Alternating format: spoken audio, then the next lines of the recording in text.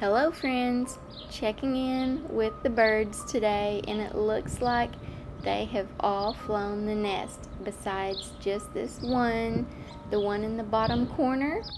I've decided that that is one of the babies that has not flown yet, and so the mama or the daddy, either one, has been coming back to the nest very often. I've been watching for like 30 minutes without any adult bird coming back, and then the mom or the dad, I don't know which is which, came back, and he did go back inside, or she, but I have a feeling this baby is going to be brave enough to leave the nest soon too, and they will all be off to their new bird adventures.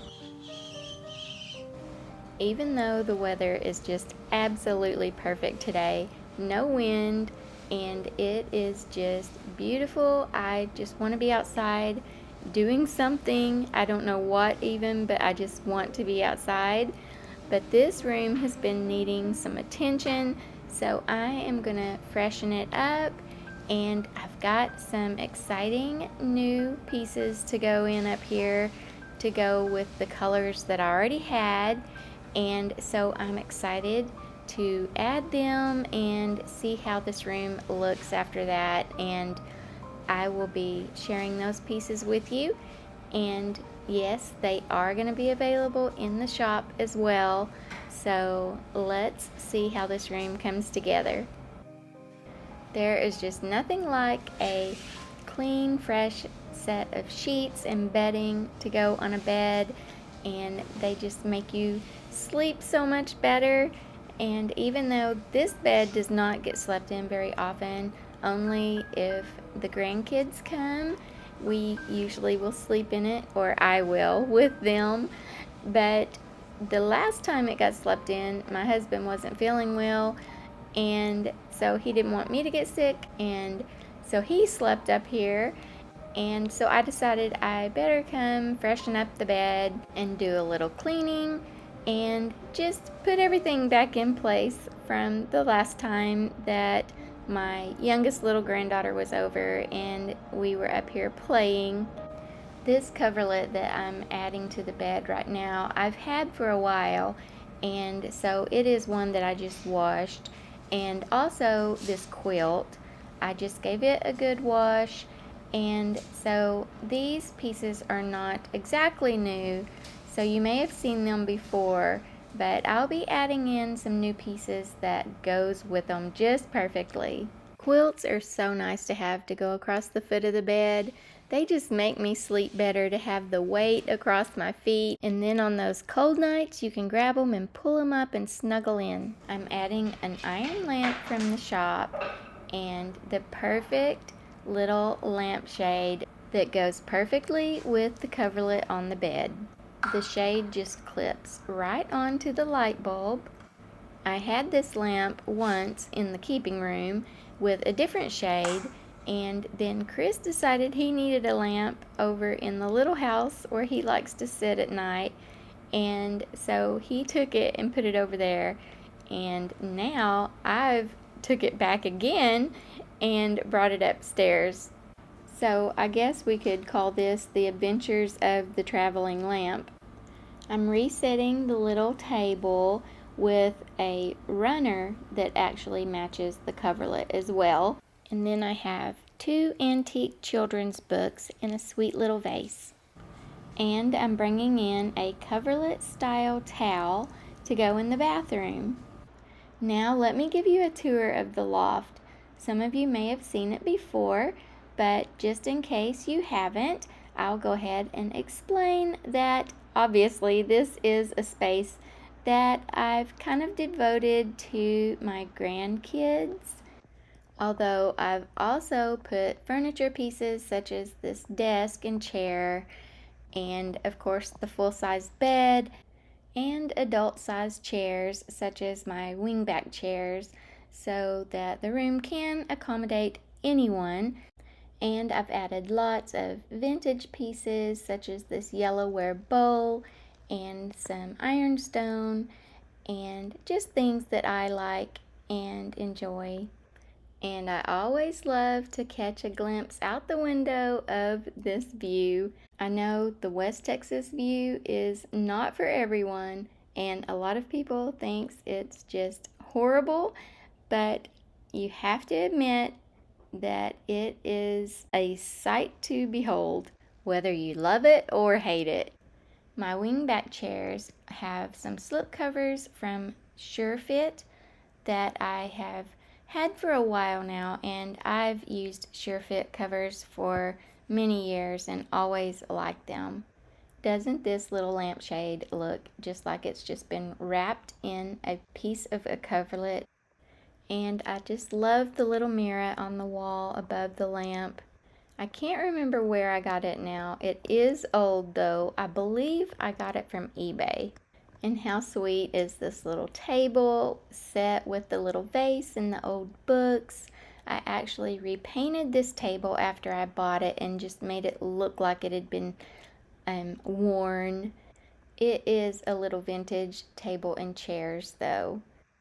And the little primitive country dolls, Prudence and Penelope is their names, and they were made by a dear friend of mine that I met several years ago on Instagram. Her name is Maggie, and her handle is My Primitive Cape Dream, and she lives in a beautiful home in Ireland. I picked up these books at the local antique store called Nam's Antiques that I frequent, and I thought they were so neat. They are late 1800s books. They are in pretty delicate shape, but they are all here. So I do just kind of like to look through them a little bit. I'll be glad when the grandkids are old enough I can actually read them to them. My older two, I could read them to them now, but my younger one, we just kind of keep them put up because she isn't real good with books yet. Although she does love to be read to, sometimes she just might get a little bit rough with the book. I just love the pictures in the books. This title, though, I've heard it used for a rooster, but not for a horse. I knew this game is Ride a Little Pony. You have to remember, though, these books were written before 1900. So the language has changed a lot over the years. There's a guy here on YouTube that I watch his videos sometimes, but he shares old video of how people talked, their different dialect and just the words, the English language, how people sounded, and for the most part they actually just sound so much better, smarter, more sophisticated, all that kind of stuff compared to what people like me anyway do today. But I just love watching those videos and hearing how people used to talk. Copyright 1896. Let's flip through and take a look at this one.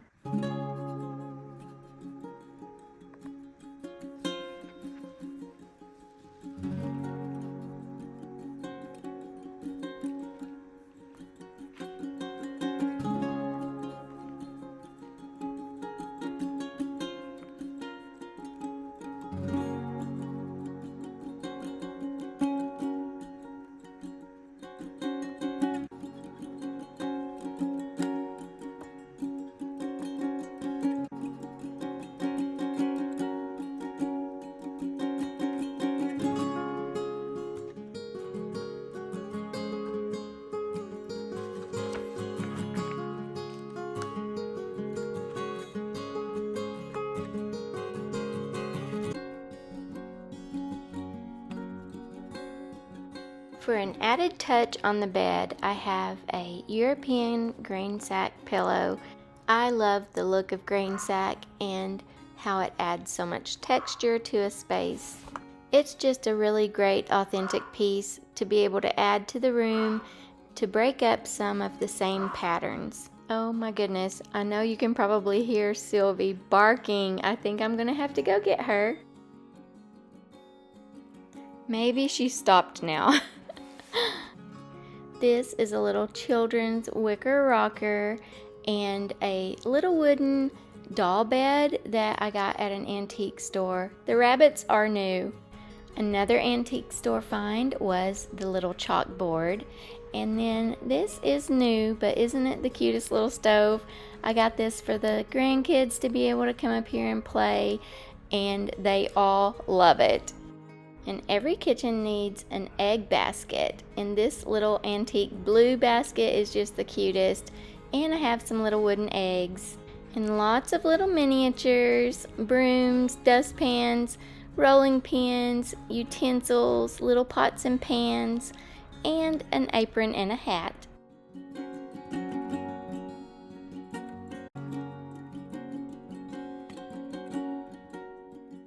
On the little red side table, I have a primitive painted wood box that stores some little houses inside, and on the top is a checkerboard pattern, and me and the grands can play checkers with the little houses. My 6-year-old granddaughter is quite the checkers player too.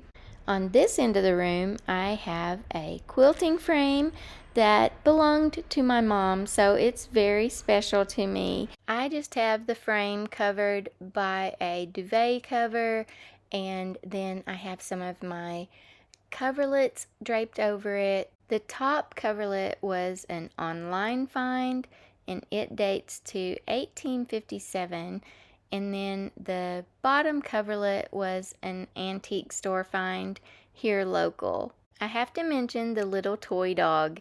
It was always in my granny's house when I was growing up, something that all of us grandkids would play with, and she gave it to me once I had started showing interest in collecting antiques. As we head into the bathroom, I have towels on this old, I believe you would call it maybe like a secretary. It used to have a door on it that dropped down. And then I have a peg rail on the wall that I made where I like to hang things like dried lavender and candles and a grain sack pocket and any kind of utilitarian items. There's a primitive style light above the mirror, and I just added the ochre colored coverlet towel, another one of the items that can be found in my online shop.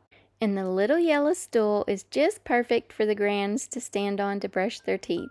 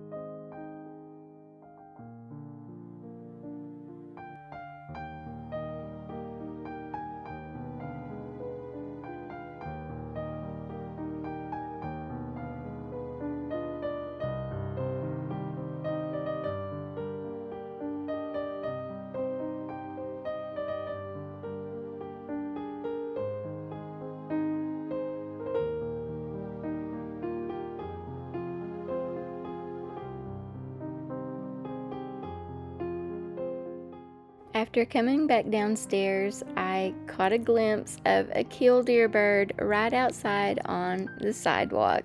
There's 4 of these little birds that's been hanging around here this spring, and I just know they have their eggs out there in our gravel somewhere, and I'm always worried that I'm going to run over them because I've not gone out and actually found their nests, but I have found killdeer nests in gravel before, and it's just amazing that they can lay their eggs in the gravel like that and actually come up with some babies being hatched, but they do. Have you ever tried to find a killdeer nest out in the gravel? You'll know when you're getting close to one when the mama bird or the daddy bird is out trying to mislead you and make you think that they are hurt. They go out away from their nest and they will holler their little bird cry, and They always wave a wing like it's broke and make you think it's hurt to detract and try to steer you away from their nest.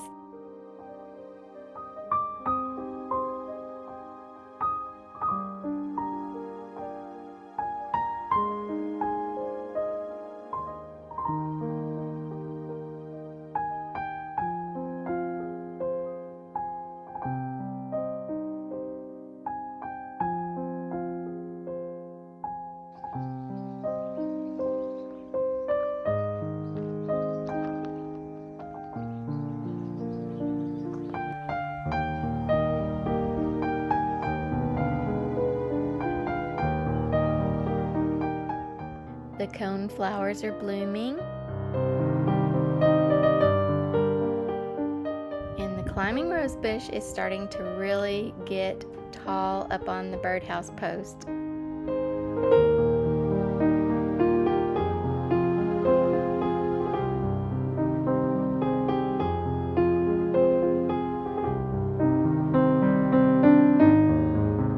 And look what is springing up here in the grass. This is one of the red variety of crepe myrtles. I can't remember now which one it was that I bought, so if you recognize which one it is, feel free to leave me the answer below. I planted it the same time that I planted this larger one. It was small too though when I first planted it, but for whatever reason the red one didn't appear to have made it. It looked like it had died. It went completely away, then one day it popped back up.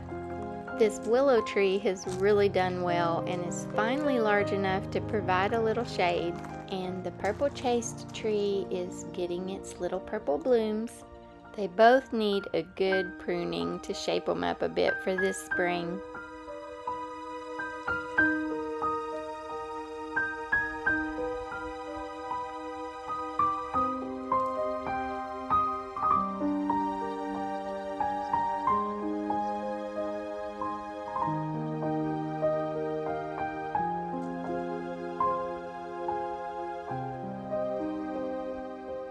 This huge rose bush is a tea rose that I planted when we first built the little house. It amazes me year after year. It just grows and blooms all summer. It was just what I needed to boost my confidence in flower gardening. I used to think I just did not have a green thumb at all, but then I come to realize that even the best gardeners have plants that die. They just keep planting. This is a China rose. It is so beautiful. It's one of my favorite flowers in the garden. The light color of pink on the soft petals just makes it look so delicate. I refill the bird bath nearly every day. There's quite a lot of birds now that has come to expect there to be water here daily. That's one thing I've come to realize about feeding and watering birds is they come to depend on it, and so now I feel like I'm obligated to always have fresh water and some food out for them. Just look how much the baby hollyhocks have grown. That is one thing that I love about all the flowers that I've chosen for this flower bed is that they do just pop more up here and there, and if they pop up somewhere you don't want them, you can move them. So it's like free flowers. I'm hoping before summer they are going to fill in enough to cover up the soaker hoses that I have now on top of the rocks. I originally had them underneath the rocks, but of course we had some problems with them and Chris had to do some work on them, and then we ended up just laying them back on top of the rocks. I do like having the soaker hoses though, and they're set up on a timer and they water twice a day. So that makes it really nice when we're going to be out of town or just away for the day and won't be here to water. And so I don't really have to water every day. But when I am here, occasionally I just like to give them a good soaking. Another nice thing about the flowers in this garden area is the smell. It has been so fragrant this spring. I actually thought the lovely scent I was getting anytime I'm outside or just sitting on the porch was coming from the rose bushes. But after a little investigating, I figured out that it was the dianthus. And look who else likes to drink from the bird bath, even though she does have her own water over on the little house porch.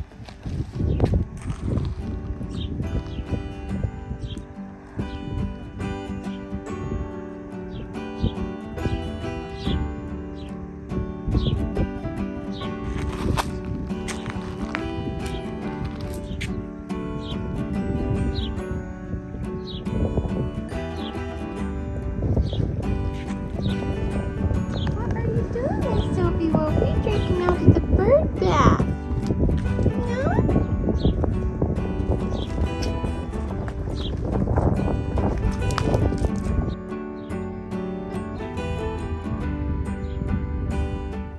These two girls, they act like they like each other, but they don't want anyone to know it. Sylvie, she will be 14 years old next month, June 18th. And Sophie, she's about 9 years old now, so they are both getting on up in years. I have no room to talk though. I'm getting on up in years too. I also had a birthday just this last week. I am embracing the number 53. What age are you embracing this year? Leave a comment below and let me know what your age is. I know it's not really polite to ask someone their age, but we're all friends here, right? After all, age is just a number. I've had one birthday that actually got to me. It was the day that I turned 30. And I did not have a clue that it was going to affect me that way, but I think I cried just about all day long on my 30th birthday. But the older I get, the more I just appreciate and am grateful for every birthday that I get to have.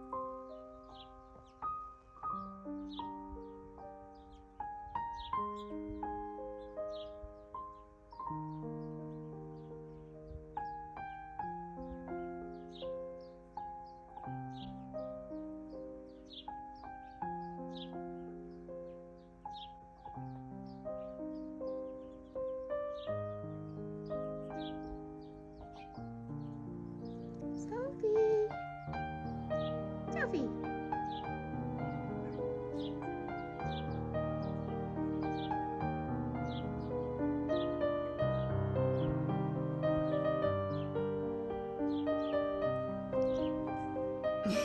Don't you slap me. Don't you slap me. Don't you do it. You're so ornery.